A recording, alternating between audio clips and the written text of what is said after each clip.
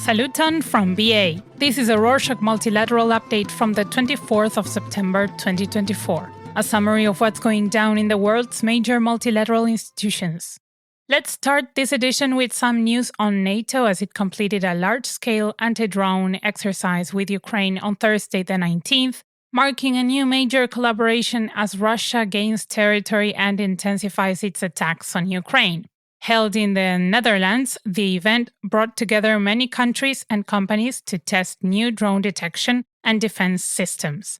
The drills ended with demonstrations of drone jamming and hacking. In response, President Vladimir Putin announced plans to increase Russia's drone production tenfold, raising concerns that NATO needs to advance its own drone capabilities quickly.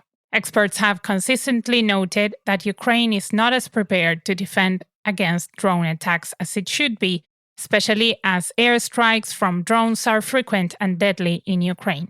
Even though Ukraine and NATO frequently collaborate on defense, mainly through the transfer of weapons and defensive technology to Ukraine, some experts have also noted that training and drills are also needed to use this technology effectively. Ukraine's defense is also being discussed in the Organization for Security and Cooperation in Europe, or OSCE. Finland is preparing to lead the OSCE in 2025, and backing Ukraine in its battle against Russian aggression will be among its top priorities. During a meeting of the OSCE Permanent Council on Thursday the 19th in Vienna, Elina Valtonen, the Finnish foreign minister, laid out Finland's key objectives for its upcoming role as OSCE chair in office, including maintaining Ukraine's resilience after more than 2 years of war. She emphasized what she sees is the collective duty of OSCE members to support Ukraine's legitimate defense. She called for a renewed focus on upholding international law and ensuring that globally agreed rules are respected.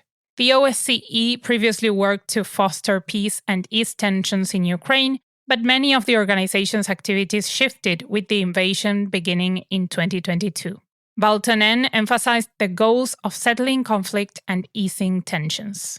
Also on Thursday the 19th, the EU Trade Commissioner noted encouraging progress after talks with Wang Wentao, the Chinese Commerce Minister, about China seeking to strike a deal with the European Union to avoid steep tariffs on its electric vehicle exports to EU nations.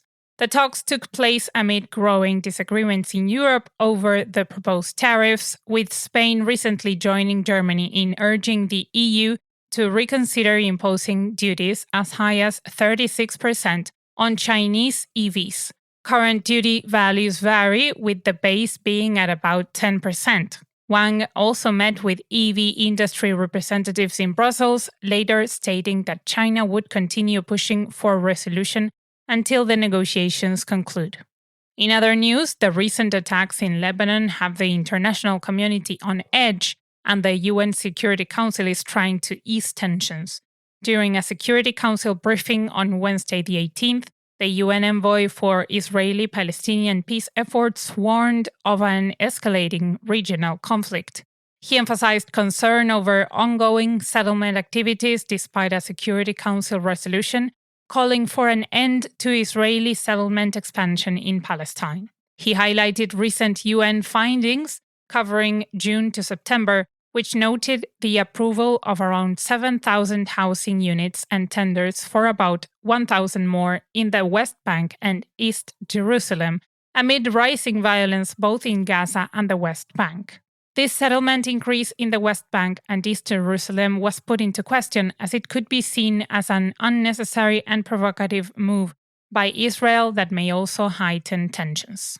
Speaking of Israel, it formally opposed the International Criminal Court, or ICC, on Friday the 20th after the court's prosecutors sought arrest warrants for Benjamin Netanyahu, Israel's prime minister, and Yoav Gallant, the defense minister. The Israeli Foreign Ministry contested both the ICC's jurisdiction and the legality of the arrest requests.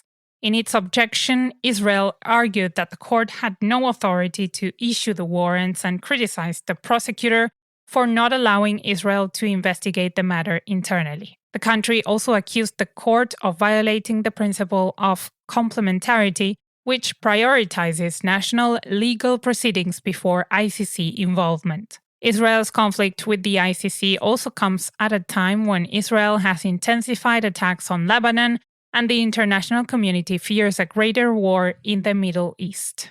On to Asia, the Mumbai Metropolitan Region Development Authority, or MMRDA, signed a memorandum of collaboration with the World Economic Forum on Thursday, the 19th. Professor Klaus Schwab, the forum's founder, signed this agreement to enhance sustainable urban and infrastructure development in Mumbai. By tapping into the World Economic Forum's network, the partnership seeks to provide innovative solutions for climate-resilient and inclusive growth. This collaboration is designed to position MMR as a global hub for investment, commerce, and livability, while advancing various infrastructure sectors.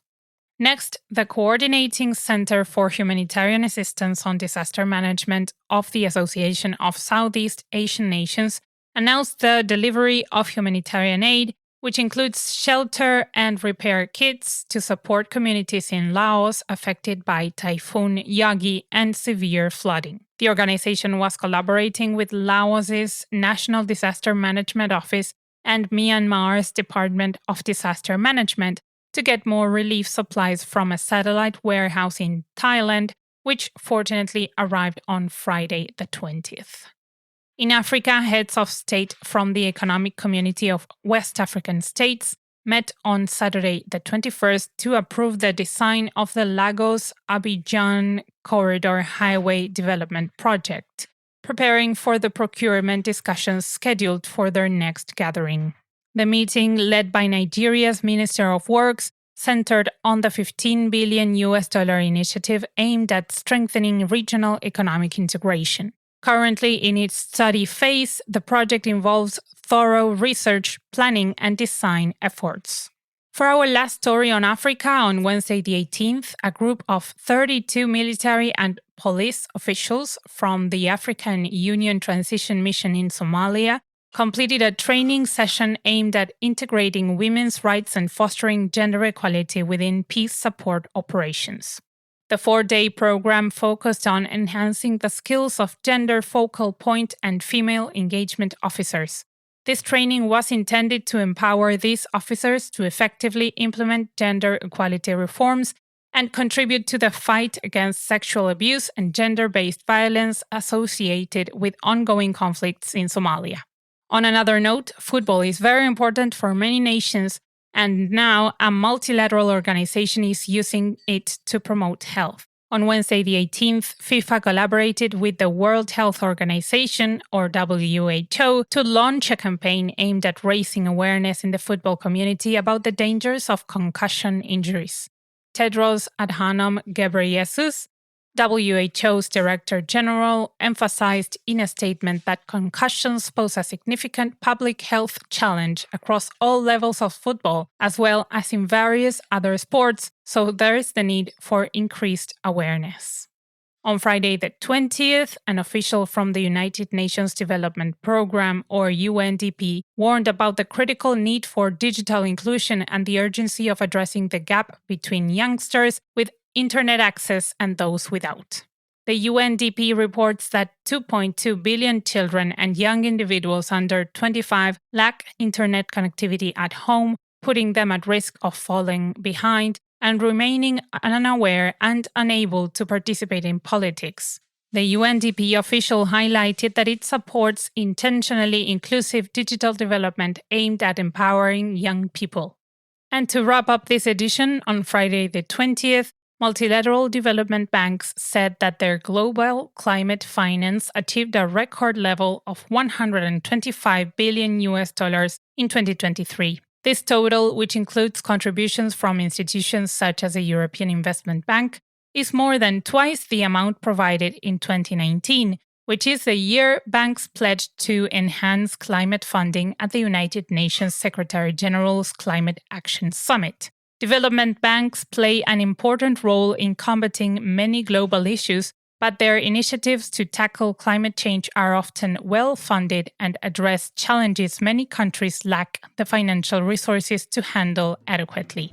And that's it for this week. Thanks for sticking around for this episode of the Rorschach Multilateral Update. If you've got questions, thoughts, or just want to say hi, reach out at info@rorschach.com. Don't forget to hit subscribe on your favorite podcast app. See you next week.